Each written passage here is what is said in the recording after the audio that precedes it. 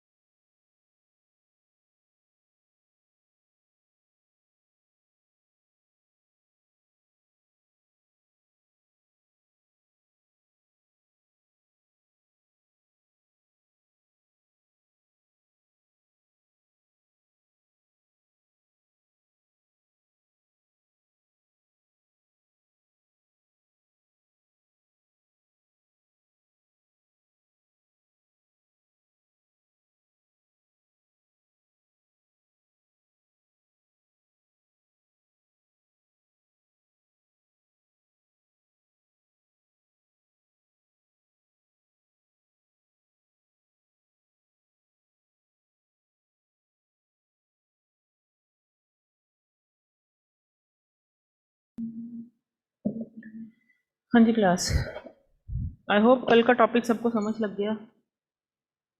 Yes ma'am. Any doubts? Madam एक चीज पूछनी थी। हाँ जी बच्चे बोलो। मैं वो एन स्क्वायर का मैडम समझ नहीं आया कि मैडम हर बार हम एन स्क्वायर यूज कर रहे हैं तो उसका नहीं क्या चक्कर है? नहीं बच्चे, मैं आपको तभी तो कह रही हूँ, मैंने प्रीवियस टॉपिक जो बोला। चलो लेट्स टेक एन एग्जांपल। आप लोग ना बात की डेप्थ में नहीं जाते। मैंने आपको एनालिसिस फेज में क्या बोला था? जब मैंने एल्गोरिदम की एनालिसिस करवाई थी, मैंने क्या बताया था उसमें? एनीवन? कि वो स्पीड में वेरी करेगा। हाँ, एल्गोरिथम जो है टाइम और स्पेस और स्पीड में। स्पेस और टाइम, हाँ जी। स्पेस फैक्टर और time factor we need to take into account. क्यों? क्योंकि these are the two factors that defines the efficiency of an algorithm. But if I am talking about space, space means lines of code that varies from program to program, क्योंकि एक ही programme को बनाने के बहुत से तरीके हैं। एक को मान लो 15 लाइन यूज़ हो रही है, एक को 17 लाइन्स यूज़ हो रही हैं, 2 लाइनों का फ़र्क है, स्पेस तो ज़्यादा यूटिलाइज हो रही है। तो इतना हम कम फ़र्क ये नहीं होता हमारा। कभी हम कहते हैं कि एल्गोरिदम्स कॉम्प्लेक्स नहीं होने चाहिए, easy to understand and readable होने चाहिए। तो लाइंस ऑफ कोड के ऊपर हम इसको जजेबल नहीं करते, क्योंकि जब लाइंस ऑफ कोड को कम करना है तो चीज़ कॉम्प्लेक्स भी तो होगी। जैसे एक लाइन में मैंने सारा कोड लिखना, वही 10 लाइनों में लिखना था।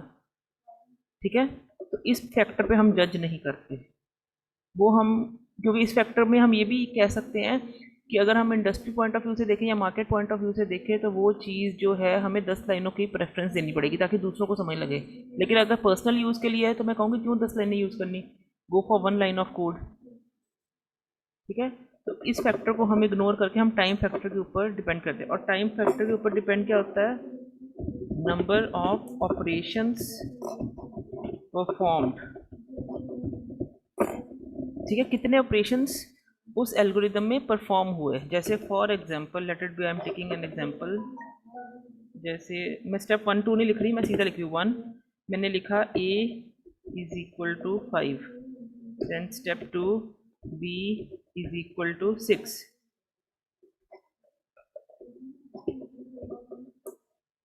ठीक है, कुछ भी मैंने रैंडम सा लिख रही हूँ मैं, कोई इसका कोई लॉजिक होगा नहीं। 1 is equal to i is equal to 1 semicolon, i less than equal to 10 semicolon, i plus plus.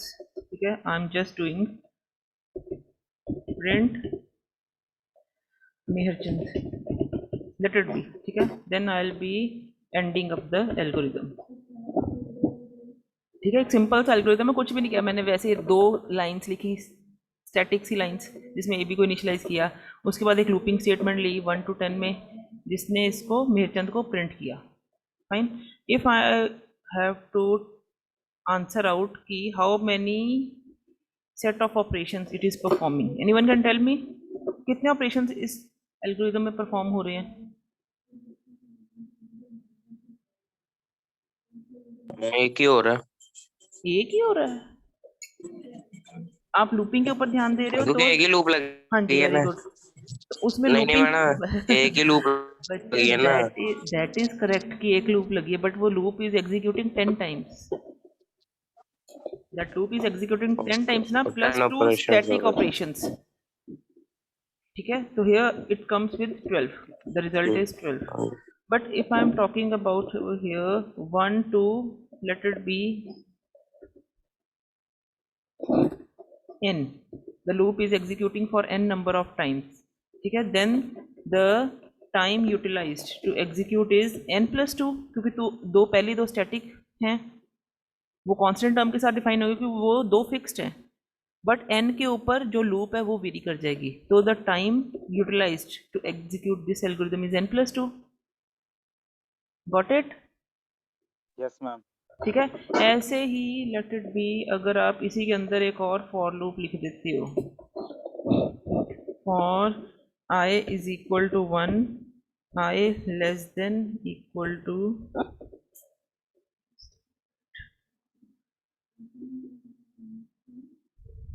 I less than equal to n, again I am going for i plus plus. मैं same loop जानबूझ के कर रही हूँ ताकि मुझे यहाँ पे n स्क्वायर लिखना पड़े। आई am going for n square value. अब इसकी क्या टाइम यूटिलाइजेशन होगी? n square plus 2। Yes ma'am. ठीक है, जो कल मैंने एक इक्वेशन ली थी that is 2n square plus n, वो भी ऐसी थी कि कहीं 2 बारी n स्क्वायर की लूप यूज हो रही है and then n number of एक सिंगल लूप यूज हो रही है जिसमें n नंबर ऑफ आइट्रेशंस हैं काइंड ऑफ। तो these all assumptions varies from algorithm to algorithm. एक एल्गोरिदम में कितने स्टेप्स एग्जीक्यूट हो रहे हैं, कितने ऑपरेशंस एग्जीक्यूट हो रहे हैं। तो मैंने एक रैंडम सी एग्जांपल लिया बच्चे, you can go simply with the example, late it B 5n plus 10, simple. एक लीनियर इक्वेशन ले सकते हो, इसके साथ आप उसका बिग ओ नोटेशन कैलकुलेट कर सकते हो, आप लिटिल ओ कैलकुलेट कर सकते हो, आप उसका थीटा नोटेशन कैलकुलेट कर सकते हो, आप उसका ओमेगा नोटेशन कैलकुलेट कर सकते हो। बच्चे जब हाँ जी,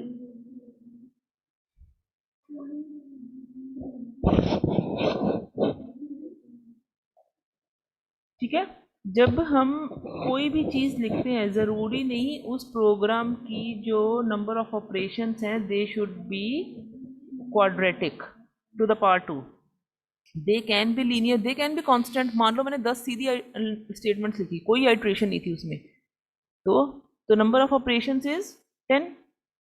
10 बार स्टेटमेंट्स एग्जीक्यूट हो रही हैं, 10 बार ही काम हो रहा है 10 स्टेटमेंट्स में, तो कांस्टेंट लूपिंग यूज मैम होगी। ये हमने सिर्फ हाँ जी बोलिए। अज्यूम किया है जस्ट कि ये कि मम्मी हमने हाँ अज्यूम ही किया ये वैल्यू हो हाँ, तो सकती मैंने है। कल फंक्शन एक अज्यूम ही किया था, मैंने बताया तो था उस फंक्शन का मतलब क्या है कि उसमें ये एन स्क्वायर का मतलब क्या है कि कहीं ना कहीं नेस्टिंग ऑफ लूप हुई है, 2 फॉर 2 लूप्स। Bar loop. ठीक है, एक एन का मतलब एक लूप लीनियर फॉर्म में चल रही है। हमने सिर्फ मेन फोकस हमारा ये था कि हमने प्रायोरिटी किसको देनी है, कि अगर एक एल्गोरिदम के सेट ऑफ ऑपरेशंस में to the power 3 to the power 4 to the power 5 वाली कोई भी ऐसी टर्म है उसका वेट ज़्यादा होगा as compare to rest of the operations, तो हम उनको इग्नोरेंस में डाल के उसके ऊपर मेन कहेंगे कि इसके ऊपर जो है ज़्यादा डिपेंड करेगा, क्योंकि उसने ज़्यादा ऑपरेशन को फर्क डालना है। क्योंकि वो लूप बच्चे देखो सिंपल सी बात है, जैसे मैंने यहाँ पे भी लिखा 2n स्क्वायर प्लस n।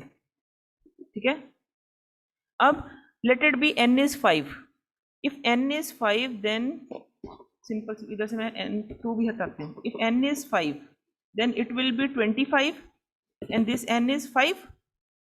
अगर नंबर ऑफ इनपुट्स 5 हैं, this loop will be executed if n number of inputs या number of values for the loop is 5, तो ये लूप 5 बार एग्जीक्यूट होगी और यही लूप 25 बार एग्जीक्यूट होगी. Let it be I am searching, I am going for the search operation on loops. तो उस केस में क्या होगा, जो यहाँ पे सर्चिंग है वो ज़्यादा से ज़्यादा 5 बार एग्जीक्यूट होगी. 5 सर्च ऑपरेशंस के बाद उसने रिजल्ट दे देना कि सर्च हुई कि नहीं. अगर यही इसमें एन स्क्वायर में ढूंढना पड़े तो उसने 25 ऑपरेशंस के बाद बताना है मुझे एग्जैक्टली. वर्स्ट केस क्या होगा 25, इस केस में वर्स्ट केस क्या है 5. तो वेट किसका ज़्यादा है, 25 का ज़्यादा है कि 5 का. ज़्यादा टाइम वेस्ट कौन करेगा मेरा, या टाइम यूटिलाइजेशन कौन करेगा, 25 वाला करेगा. 25, हम ठीक है, 25 ही करें. तो इसलिए हम कहते हैं कि जब हम थीटा नोटेशंस में या कोई भी हम कहते हैं तुम्हारा बिग ओ नोटेशन में या हम तुम्हारा ओमेगा नोटेशन है, तो हमें वेट ज़्यादा वाला जो वेरिएबल है उस पर फोकस होना है, क्योंकि उसने ज़्यादा टाइम को अफेक्ट करना है रेदर देन लीनियर या कांस्टेंट टर्म्स. गेटिंग? अगर यही एन क्यूब होता, लेट इट बी, यहाँ पे मैं एन क्यूब भी लिख देती हूँ, n cube plus n square, तो इसमें क्या आता 125, 125 हो जाता. अब कौन ज़्यादा फर्क डालेगा, 125 वाली वैल्यू डालेगी 25 वाली कि 5 वाली, 125 वाली. तो उसके ऊपर हम कहते हैं कि टाइम की हम जो है यूनिट वो लिखते हैं. That is a deciding unit for time. कितने ऑपरेशंस लग रहे हैं, कितना टाइम यूटिलाइजेशन ज़्यादा होगा, क्योंकि वो सारे उसके कंपैरेटिवली बहुत माइनर बन जाते हैं. Exactly time calculation is not possible, but we can calculate to the approximations. इसलिए मैंने कल की इक्वेशन को, बच्चे अब तुम लोग क्या करो, लेट इट बी, तुम लोग यही वाली इक्वेशन ले लो, n cube plus n square, या let it be I be taking 3n cube plus 2n square plus n. If you are taking this equation, then जो भी तुम्हारी ओमेगा और बिग ओ आएगी, ओमेगा आएगी, वो n क्यूब की फॉर्म में होगी.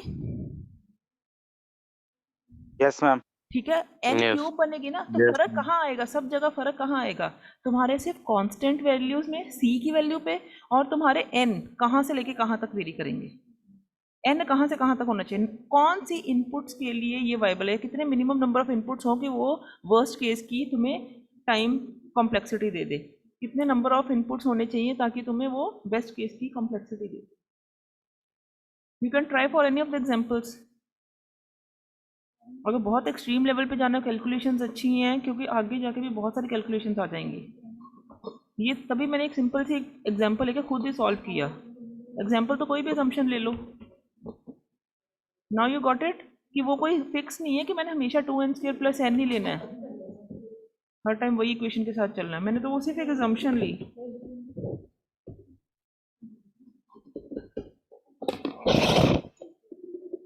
ठीक है, एक बार इसको सॉल्व करके देखो, लेट्स चेक इट आउट. करो, सारे नोटबुक्स ओपन करो, कोई एक इक्वेशन अपने मन से ना एक रैंडमली लो, 2 द पावर 3 ले लो कोई, देन गो फॉर इट.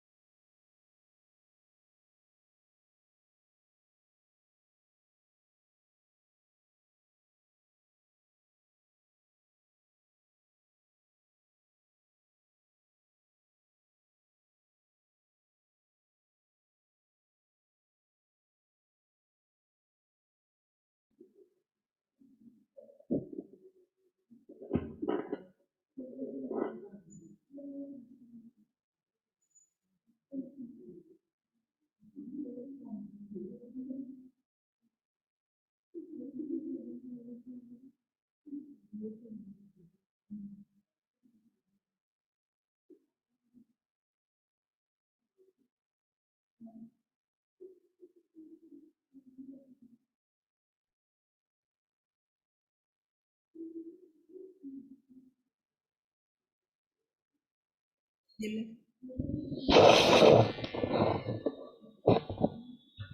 हाँ जी, क्लास कर रहे हो? Yes, ma'am. फाइन। इन चीज़ों पे प्रैक्टिस ही करोगे, अगर नहीं प्रैक्टिस करनी तो सिंपल एक स्टैटिक्स एग्जांपल जो मैंने सॉल्व किया है उसको याद कर लो कि ये एग्जांपल ऐसे ऐसे है, इसका ये ऑर्डर आना है।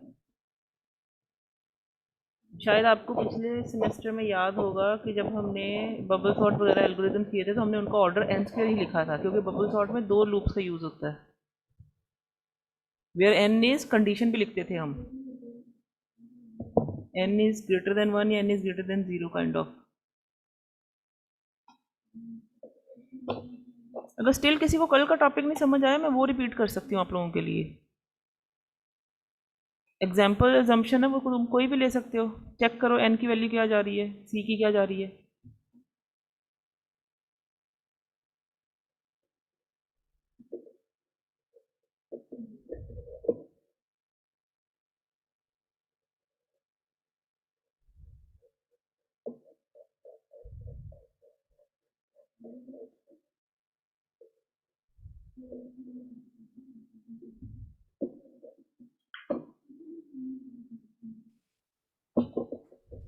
Show me your notebooks, switch on your videos.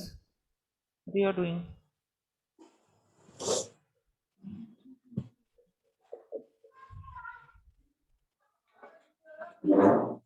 Notebook show करना जरा, देखो मैं क्या कर रहे तुम लोग।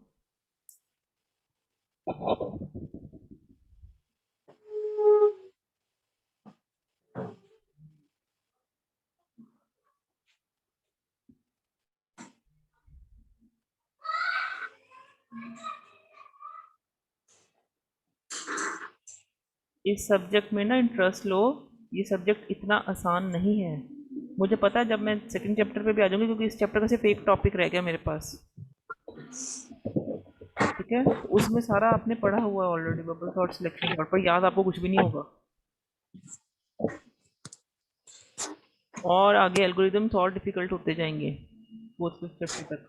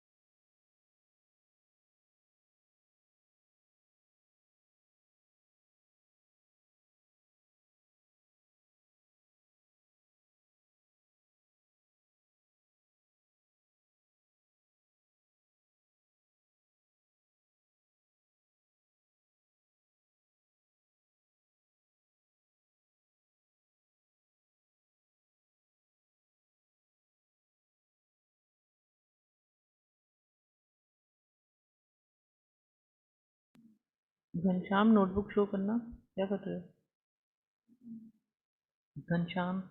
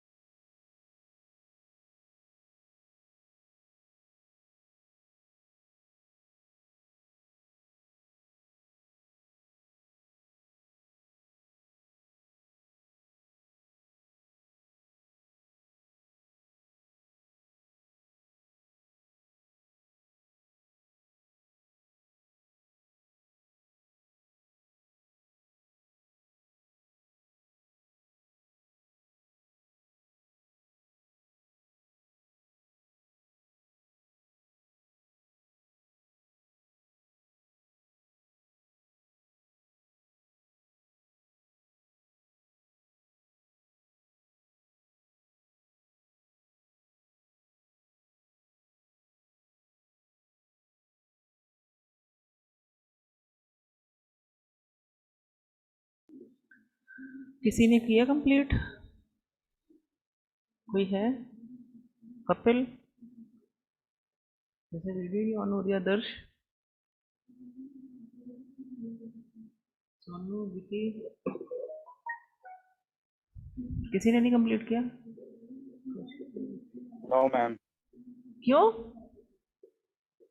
हम कर रहे हैं। समझ लगा कि नहीं? समझ नहीं लग रहा? मैम मैम वैसे तो समझ लग गया मैम, जो मैं तो वो एक्सप्रेशन है ना मैम, वो सोल्व नहीं हो रहा बस।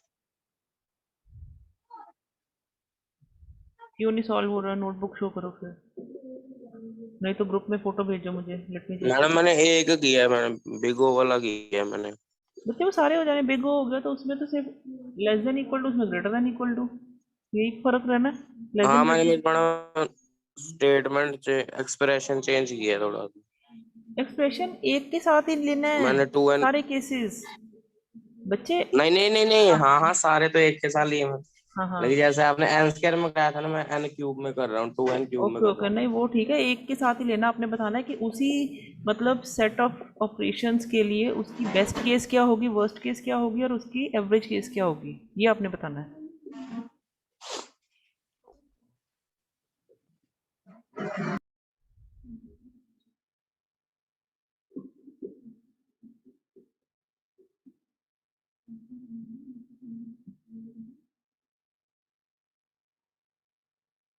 मुझे ना पिक्चर नहीं क्लियर है कशिश, आपकी आप क्या कर रहे हो?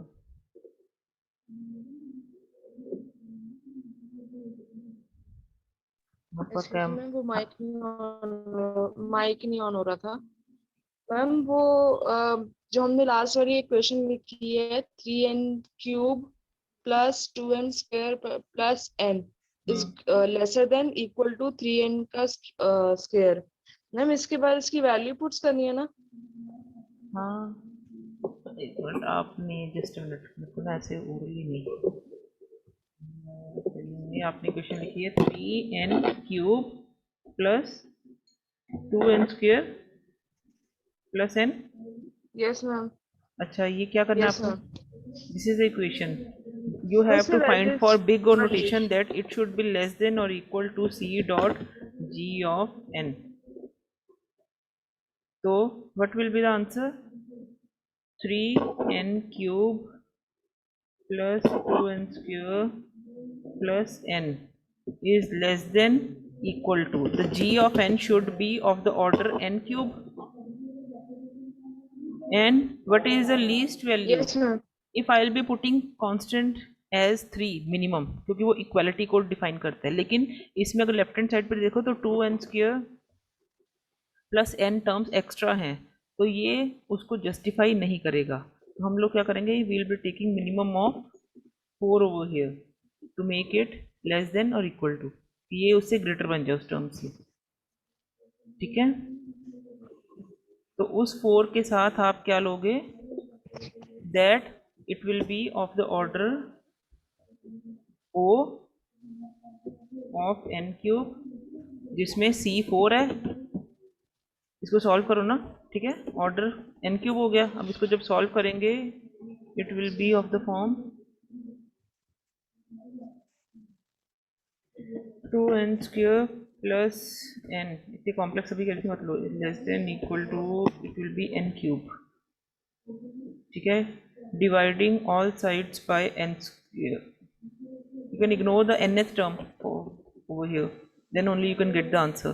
You can divide the both of the sides by n square, then you will be getting 2 less than equal to n, or you can say n is greater than equal to 2. Getting? Like this you can solve. Yes, Then ma'am. it will be of the order big O of the form n³, where c is equal to, you are taking c as 4 over here, okay, and then the Yes, n is greater than equal to 2. बच्चे थोड़ा बहुत ignorance देनी पड़ेगी, ऐसे तो expression solve होगा नहीं। अगर मैं यहाँ पे n को इग्नोर नहीं करती प्लस n, देन पूरा जो क्वाड्रेटिक Yes, ma'am. इक्वेशन का मेथड है, you have to go for that, otherwise you can say you can ignore the minimum, क्योंकि the weightage of n square is more than n, वैसे solve कर सकते हैं। Okay. अच्छा ma'am, जो front का था 3n³, मैम वो नहीं लेना ना इसके बाद नेक्स्ट स्टेप में? कहाँ पे 3n³? ये 3n³ को माइनस नहीं किया राइट हैंड साइड जाके मैंने, यहाँ पे अगर 4n³ है तो वो n³ ही रह गया। यस मैम, ठीक है। अगर पूरा एक्सट्रीम लेवल पे जाना है तो क्वाड्रेटिक इक्वेशन को सॉल्व करो, जैसे उसका मैथमेटिकल मेथड है, नहीं तो शॉर्ट हैंड वे में आप ऐसे भी लिख सकते हो। Yes ma'am. ओके। इसीलिए मैंने बच्चे जो कल टर्म लिए ना, दैट इज द सिंपलेस्ट, क्योंकि एक साइड पे n स्क्वायर, एक साइड पे n, जब डिवाइड करोगे n से तो एक साइड पे कांस्टेंट रह जाएगा, एक साइड पे सिंगल n रह जाएगा। ठीक है, तो that will be easier for you to solve. कोई पंगा मत लेना फाइनल्स में। जस्ट मिनट, क्या लिखा है मैम? थीटा नोटेशन है उसमें, इक्वेशन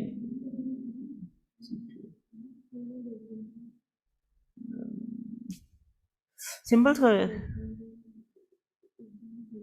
बच्चे टेल मी द इक्वेशन जो आप थीटा नोटेशन में आपको दिक्कत आ रही है। इफ द सेम इक्वेशन जो इसने ली है, आई will be taking for theta notation, late it be. ठीक है, what I will be taking is 3n³ plus 2n square plus n. I have to find, this is the function, less than equal to, I need to find less than, ठीक है, for theta notation I will be going with this is the fn function. Here I have to write C1 or C2 accordingly. Gn, and over here I have to write C1 Gn. Right?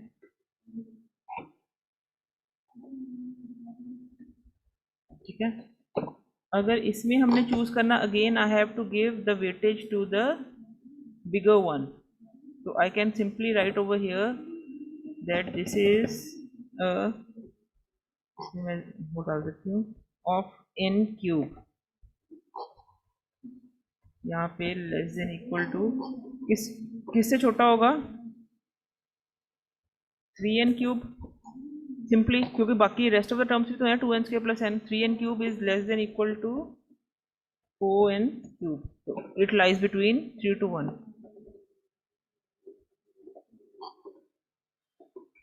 Simply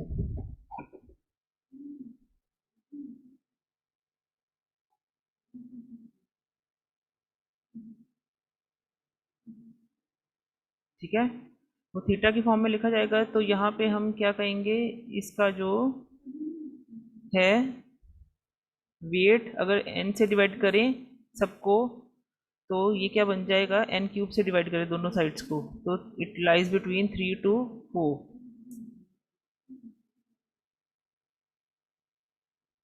हम लिख सकते हैं theta of n cube where n varies from 3 to 4. इस form में लिख सकते हैं. यहाँ पे सिंबल देखो, ये इस फॉर्म में जा रहा है, पहला देन छोटा देन मेन फंक्शन देन, क्योंकि इन दो फंक्शंस के विद इन जो है मेन फंक्शन लाई करता है, उस हिसाब से आपने लिखना है इसको.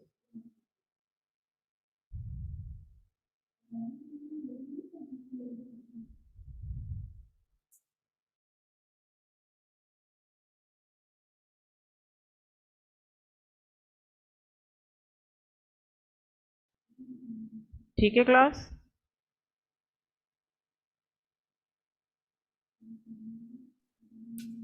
मैडम उसको एक बार फिर से दिखाएंगे क्या स्क्रीन को?